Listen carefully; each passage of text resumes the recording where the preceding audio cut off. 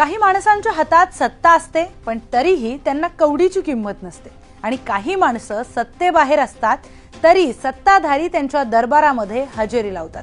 काही माणसांवर तुम्ही जीवापाड प्रेम करू शकता, प्रेम नाही तर तुम्ही टीका तरी करू शकता, पण तुम्ही त्यांना चुकूनही इग्नोर करू शकत नाही। महाराष्ट्राच्या मातीतलं आणि राजकारणातलं असंच एक झंझावती नाव म्हणजे राज ठाकरे।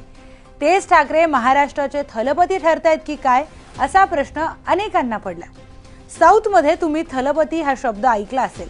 थलपती म्हणजे नुसता नेता नाही, थलपती म्हणजे एक असा सेनापती ज्याच्या एका इशाऱ्यावर, एका शब्दावर अख्खी फौज मरायला आणि मारायला तयार असते, ज्याच्याकडे सत्ता, लाल दिव्याची गाडी, खुर्ची यापैकी काहीही नसलं तरीही त्याचा शब्द हाच लोकांसाठी अंतिम इशारा असतो। याच दृष्टीने राज ठाकरे महाराष्ट्राचे थलपती ठरतात। राज ठाकरेंचा तो करारी बाणा, ती मनसेची खळखट्याक स्टाईल आणि साहेबांचा एक आदेश आला की रस्त्यावर उतरून राडा करणारी ती वेडी पोरं। आजही महाराष्ट्रात जेव्हा सामान्य माणसाचे सगळे मार्ग बंद होतात तेव्हा त्याला एकच रस्ता दिसतो, तो म्हणजे शिवतीर्थाचा। पण सत्ता, पद काहीही नसताना लोकांची पावलं ठाकरेंकडे का वळतात? सगळे मार्ग बंद झाल्यावर मराठी माणसाला राज ठाकरे हे नाव का आठवतं? याचा सविस्तर आढावा या व्हिडिओतून घेणार आहोत। नमस्कार, मी प्रियंका लाठी, आपण पाहताय न्यूज 18 मराठी। आता तुम्ही म्हणाल अचानक राज ठाकरे हे महाराष्ट्राचे थलपती कसे काय वाटू लागले? तर त्याला निमित्त ठरली आहे एक ताजी घडामोड।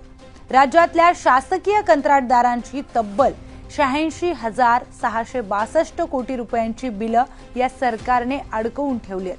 काम पूर्ण झालीत पण महिने उलटून सुद्धा घामाचा पैसा हातात नाही। कंत्राटदार रस्त्यावर आले, त्यांनी 18 आणि 19 ऑगस्टला आझाद मैदानावर टाहो फोडला, पण त्याचा काही परिणाम झाला नाही। सरकारचे दरवाजे तोंडावर धाडकन बंद झाले। जेव्हा मंत्रालयाच्या पायऱ्या झिजून झाल्या तेव्हा या कंत्राटदारांची पावलं शिवतीर्थाच्या दिशेने वळली। त्यांनी थेट राज ठाकरेंना साकडं घातलंय। विचार करा, ज्या माणसाकडे आज ना आमदार आहे, ना खासदार, ना सत्तेत वाटा, त्या माणसाकडे लोक 86,000 कोटींचा प्रश्न घेऊन का जातात? कारण त्यांना माहित आहे इथे आश्वासन मिळत नाही, थेट निकाल लागतो।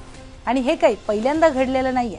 जेव्हा जेव्हा व्यवस्था कुचकामी ठरली आहे, जेव्हा पोलिसांच्या लाठ्या आणि कोर्टाच्या तारखांखाली सामान्य माणूस भरडला गेलाय, तेव्हा राज ठाकरेंचा दरबार हेच लोकांचं सुप्रीम कोर्ट ठरलंय असं मी नाही, आजवरचा इतिहास सांगतोय।